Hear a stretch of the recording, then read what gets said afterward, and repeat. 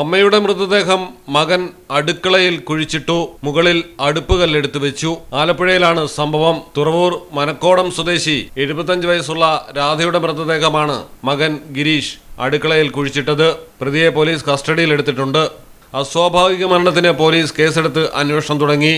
എന്നാൽ ഭക്ഷണം കൊണ്ടുവന്നപ്പോൾ അമ്മ അനക്കമില്ലാതെ കിടക്കുകയായിരുന്നു എന്നാണ് പോലീസിനോട് ഗിരീഷ് വെളിപ്പെടുത്തിയിരിക്കുന്നത്. ഗിരീഷിന്റെ ഭാര്യ പിണങ്ങി മറ്റൊരിടത്താണ് താമസം. അവിടെ നിന്ന് മക്കളെ വിളിച്ചു കൊണ്ടുവന്നു. അമ്മുമ്മ മരിച്ചു എന്നാണ് അവരോട് പറഞ്ഞത്. വരുന്ന വഴി മൺവെട്ടി വാങ്ങി മൃതദേഹം കുഴിച്ചിട്ട ശേഷം അടുപ്പുകല്ല് മുകളിൽ വയ്ക്കുകയായിരുന്നു. സംഭവം ആരോടും പറയാത്തതിലാണ് ദുരൂഹത.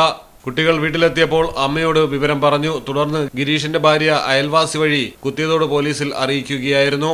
ഗിരീഷിനെ കൂടുതൽ ചോദ്യം ചെയ്യുന്നു. മലയാളം ടെലിവിഷൻ, ആലപ്പുഴ.